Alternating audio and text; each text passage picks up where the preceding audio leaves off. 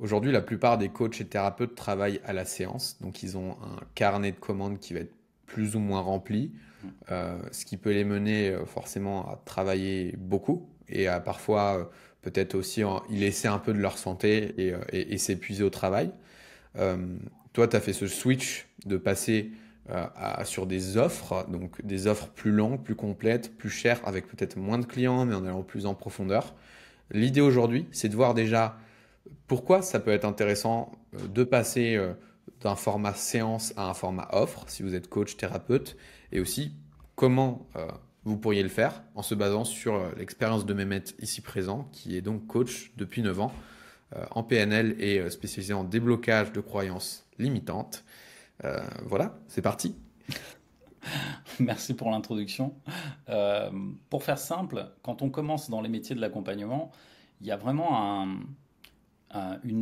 comment dire, une idée préconçue autour de je prends un accompagnement, donc ce sera à la séance et combien je paye à la séance. Alors ça, c'est ancré en fait dans l'inconscient des coachs, des psychologues, tu vois, Ouais. ça a toujours été à la séance, si tu veux. Historiquement, ça a toujours été comme ça. Le truc, c'est que ça, moi, je l'ai testé à mes débuts et c'est pas viable sur le long terme. C'est-à-dire que on peut pas dignement en vivre.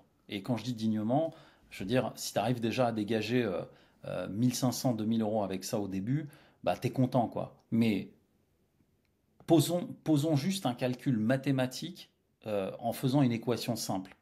Si aujourd'hui je vends une séance à 100 euros, euh, combien de séances je dois faire pour obtenir en fait 2000 euros par exemple. Donc 100 fois 20, il en faut 20, il faut 20 clients.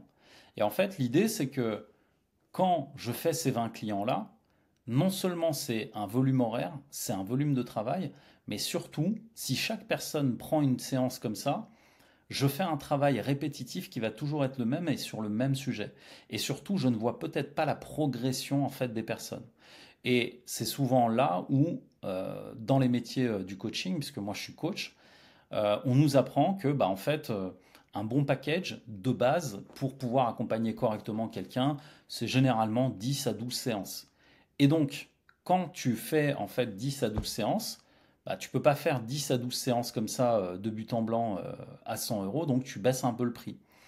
Et l'idée, c'est que quand tu baisses le prix, bah, les gens voient peut-être moins de valeur et ils s'investissent un petit peu moins.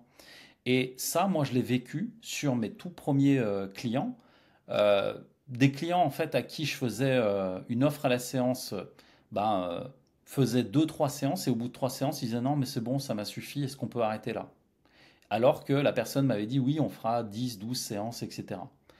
Et l'idée, c'est que la personne, si déjà, en fait, elle n'a pas l'engagement, elle n'a pas la volonté d'avancer et elle veut juste, en fait, tester votre offre, vous devenez, en fait, une commodité. Et ce côté-là, il est extrêmement frustrant pour un accompagnant. Parce qu'en fait, c'est comme si tu allais voir ton médecin et tu lui dis, bon, bah, vas-y, prescris-moi des médicaments et merci, au revoir. Alors qu'un accompagnement, ça fonctionne pas comme ça. On va travailler sur l'humain, on va travailler sur le mental, les émotions, etc. Le panel de travail et d'accompagnement, bah, il est vraiment beaucoup plus profond normalement. Et souvent, faire ça à la séance, c'est ce qui crée une frustration. En tout cas, c'est une frustration que j'ai vécue personnellement. C'est de me dire que finalement, la personne, en fait, je l'accompagne sur une, deux séances et après, bah, je ne sais pas ce qui se passe pour elle ou est-ce que j'ai réussi, pas réussi, est-ce que ça a marché, pas marché. Donc, il y a tout un tas de... Ça met en branle tout ce qu'on a appris. Et on se met des doutes et on remet des choses en question à cause de ça. Syndrome de l'imposteur, légitimité, est-ce que je suis bien à ma place? Et toutes ces questions, en fait, te rongent après de l'intérieur. Et l'idée, c'est que plus je travaillais à la séance et plus je baissais mon prix. J'avais presque honte, tu sais. Au départ, je me rappelle avoir fait mes premières séances à 45 ou 50 euros ou 35 euros, je me rappelle plus, mais c'était très bas, quoi. Et j'avais presque honte de demander de l'argent. Tu vois, presque, non, mais c'est gratuit, c'est plus facile, en fait. Tu vois. Et c'est plus facile parce que moi, en fait, je suis détaché et je suis plus dans l'accroche de est-ce que la personne, elle va réussir ou pas, machin. Et la personne en face, bah, elle est contente parce qu'elle paye pas et elle te vénère presque parce que ah oui, c'est trop bien, c'est trop gentil. Mais en fait, derrière, il se passe pas grand-chose. La personne, elle repart et comme tu as bossé gratuitement, en fait, la personne, sur le moment, elle est contente d'avoir eu peut-être du gratuit, mais derrière, est-ce qu'elle passe vraiment à l'action? Est-ce qu'elle fait vraiment les choses sur lesquelles elle s'est engagée? C'est difficile à dire. Et là, on pourrait se dire, oui, mais il y a la responsabilité et du client et du coach, machin et tout. Oui, mais en fait, quand la relation n'est pas cadrée, la personne en face a du mal à s'engager. On va pas se mentir, le contrat, pardon, le contrat permet de normer et de cadrer la relation. En fait, quand j'ai commencé à mes débuts, je me suis rendu compte d'une chose, c'est que la symbolique de payer permet au client d'intégrer le fait qu'il vient de s'engager. Et moi, je dis client, parce qu'il y a beaucoup de mes amis coachs qui disent oui, moi j'ai des coachés. Je ne sais pas ce que ça veut dire, mais moi je dis client, pour la simple et bonne raison que quand quelqu'un te donne de l'argent pour un service ou un produit, bah, ça devient un client pour moi. Et l'idée, c'est que chaque fois que la relation est cadrée par un acte pécunier, et c'est une transaction en fait, bah pour moi en fait il y a un engagement qui se crée des deux côtés.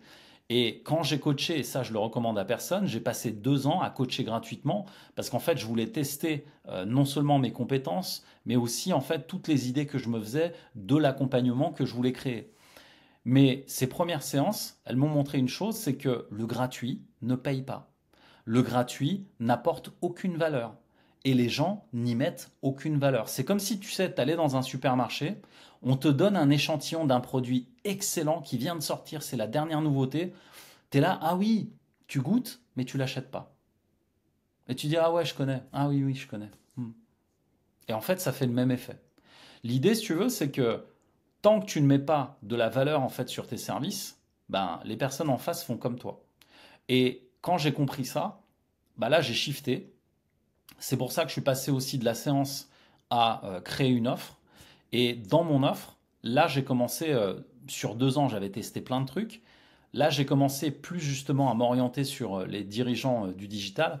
Et là j'ai commencé à mettre des outils précis avec des métriques précis, des choses qui vont avoir de l'impact pour ces gens-là en fait.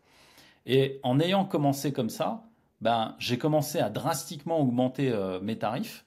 Et on va dire la première offre que j'ai vendue très, on va dire high ticket, tu sais, comme ils disent, pour des prix très élevés, c'était un accompagnement sur 3 mois avec lequel j'ai accompagné une entrepreneuse du digital sur 3 mois à 3 700 euros. Et en fait, ça a été la première fois que je faisais ça.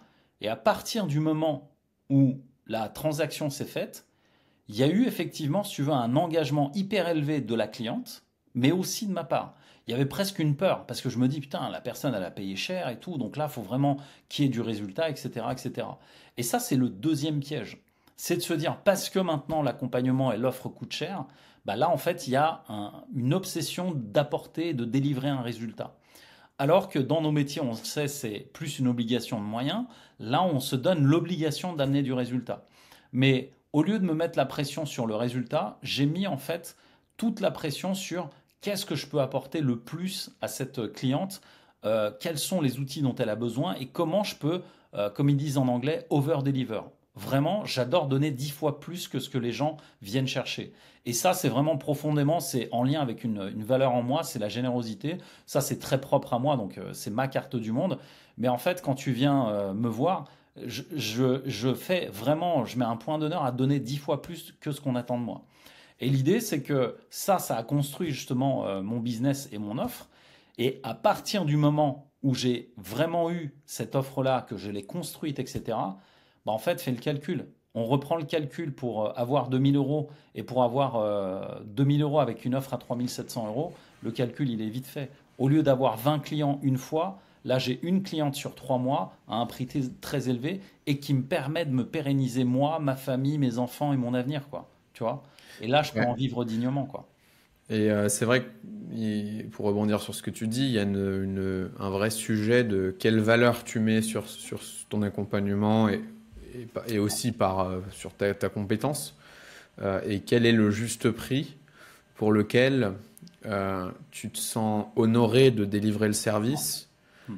et pour lequel tu te sens pas imposteur non plus, parce que si tu mets trop cher, peut-être C'est ça, qu'après tu vas c'est ça, mal vivre en fait le truc. c'est ça. Et en fin de compte, moi je trouve qu'il y a une idée qui est très bien pour dédramatiser ça, justement, le ah mais je peux pas mettre aussi cher, ou alors ah mais comment dire, je peux pas lui demander autant d'argent entre guillemets Hmm. quand on a une relation à l'argent un peu conflictuelle, Hmm. c'est de dire les personnes font leur choix d'avancer ou non avec nous et donc si la personne, dans ton cas par exemple, elle a décidé d'acheter ton accompagnement à 3 700 euros, Hmm. bah, ça veut dire que elle, elle voit plus de valeur dans ton accompagnement que dans ces 3 700 euros. Hmm. Et ça veut aussi dire que toi, tu vois plus de valeur dans ces 3 700 euros que dans ce que ça va te coûter de lui délivrer cet accompagnement. Exactement. Et donc, en fait, les deux gagnent. Et il y a une création de valeur, en fait, de la relation. Ouais, c'est ça. Et Et c'est ça, cette valeur en fait qui fait que la personne en face s'engage et que toi aussi tu t'engages à donner le meilleur de toi-même en fait. Et c'est pour ça que c'est important vraiment de normer, de cadrer et de faire payer justement les accompagnements chers ou comme tu le disais, chacun va y mettre la résonance de prix et de valeur qu'il veut y mettre, puisque en fonction de qui on est, on peut mettre des prix et surtout en fonction de la cible. Là aujourd'hui, là on parle de ça pour moi il y a 9 ans à mes débuts, mais aujourd'hui j'accompagne des multimillionnaires, donc forcément mes niveaux de tarifs sont plus du tout ce qu'ils étaient à mes débuts. Donc c'est pour ça qu'aussi il faut le corréler au marché et à ouais, la bien sûr, cible qu'on c'est accompagne. cohérent. Ce serait quoi en une minute, là, en une minute, le résumé de comment on crée une offre de coaching en ligne pour quelqu'un qui nous écoute, qui peut-être fait des séances aujourd'hui et se dit ça a l'air intéressant ce qu'il dit, le 80-20, enfin les 20% à retenir en gros en une minute. Les 20%, enfin le 20-80, c'est simplement qui j'aide, la cible, toujours partir de la cible, pas de soi. Partir de la cible, quel est le niveau de problème que je résous, et à partir de ce problème, quelle est la bonne durée et le bon tarif. Et en fait, la bonne durée, c'est combien de séances en fait pour cette cible, la cible aurait besoin, et par rapport à la cible, quel serait le niveau de tarif, en fonction aussi un peu du marché, de voir ce qui se pratique sur le marché, comment je peux me positionner par rapport à ça. Et évidemment, la valeur qu'on se met sur soi, c'est vraiment les 4 étapes qui me semblent le plus important, quoi. Génial. Merci Mehmet. Si vous voulez aller plus loin, pareil, on mettra le lien vers une masterclass d'1 heure qui rentre en détail de l'offre dans laquelle Mehmet intervient et aux côtés aussi de Jérémy Coleman, lui qui est vraiment le spécialiste marketing dans le marché de l'accompagnement FR. Vous pourrez aller voir si vous voulez aller plus loin. Puis nous, on se dit à très vite pour une prochaine vidéo. À très vite, Ciao. Baptiste. Salut. Ciao.